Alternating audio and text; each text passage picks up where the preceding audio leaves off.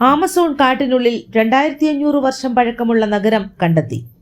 ലോകത്തെ ഏറ്റവും വലിയ മഴക്കാടായ ആമസോൺ ഭൂമിയുടെ ശ്വാസകോശം എന്നറിയപ്പെടുന്നു. ബ്രസീൽ ഉൾപ്പെടെ പല രാജ്യങ്ങളിലായി പരന്നുകിടക്കുകയാണ് ഈ മഴക്കാടുകൾ. അത്യപൂർവമായ ജൈവ വന്യജീവി സമ്പത്തും മരങ്ങളും സസ്യങ്ങളുമൊക്കെ ഇവിടെയുണ്ട്. ഇപ്പോഴിതാ ആമസോൺ കാട്ടിനുള്ളിൽ 2500 വർഷം പഴക്കമുള്ള നഗര ശൃംഖല കണ്ടെത്തിയിരിക്കുകയാണ് ഗവേഷകർ. 1000 ചതുരശ്ര കിലോമീറ്ററിലധികം വിസ്തൃതിയിലാണ് ഇത് വ്യാപിച്ചു കിടക്കുന്നത്. ആമസോണിന്റെ ഭാഗമായ കിഴക്കൻ ഇക്വഡോറിലെ ഉപാനോ താഴ്വരയിലാണ് ഇത് സ്ഥിതി ചെയ്യുന്നത്. ആദിമ റോഡുകളാൽ ബന്ധിക്കപ്പെട്ട 5 നഗരങ്ങളാണ് ഇവിടെ സ്ഥിതി ചെയ്യുന്നത്. ആമസോൺ മേഖലയിൽപ്പെടുന്ന ബൊളീവിയൻ കാടുകൾക്കുള്ളിൽ ഒരു വൻ നഗരം കഴിഞ്ഞ വർഷം കണ്ടെത്തിയിരുന്നു. ആദിമകാലത്ത് സ്ഥിതി ചെയ്തിരുന്ന ഈ നഗരത്തിന്റെ ശേഷിപ്പുകൾ ഹെലികോപ്റ്ററിൽ ലേസർ ഉപകരണങ്ങൾ ഉപയോഗിച്ച് നടത്തിയ പര്യവേക്ഷണത്തിലാണ് തെളിഞ്ഞത്. ബൊളീവിയയിലെ ലാനോസ് ഡി മോജോസ് മേഖലയിലാണ് ഈ ആദിമ നഗരം.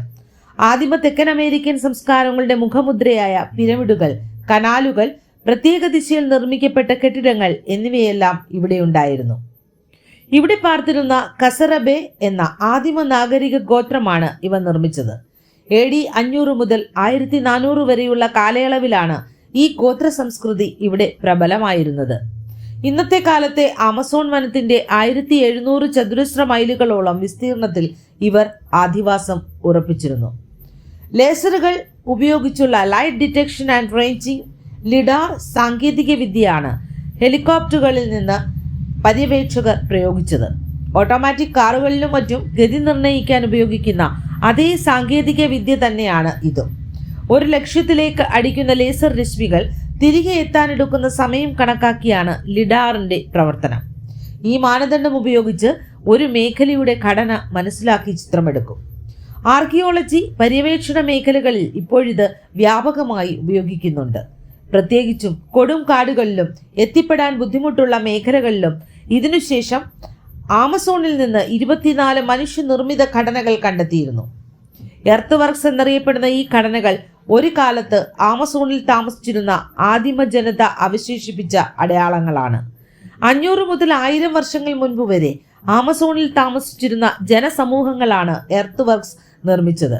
കിണറുകൾ, കുളങ്ങൾ, പാതകൾ, ഭൗമഘടനകൾ എന്നിങ്ങനെ പലതരത്തിലായാണ് എർത്ത് വർക്ക്സ്.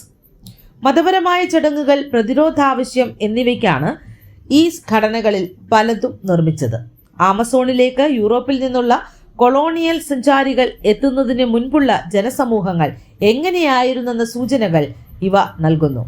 ലിഡാർ സാങ്കേതികവിദ്യ ഉപയോഗിച്ചാണ് എർത്ത് വർക്ക്സ് കണ്ടെത്തുന്നത്. ആമസോൺ കാടുകൾ വലിയ വിസ്തീർണമുള്ളവയാണ്. ഇവ മുഴുവൻ ലിഡാർ ഉപയോഗിച്ച് നിരീക്ഷിക്കുക അസാധ്യമാണ്. അതിനാൽ തന്നെ 10,000-ലധികം ഇത്തരം ഘടനകൾ കണ്ടെത്താനാകാതെ കാട്ടിനുള്ളിൽ സ്ഥിതി ചെയ്യുന്നുണ്ടാകുമെന്ന് ഗവേഷകർ അന്ന് പറഞ്ഞിരുന്നു.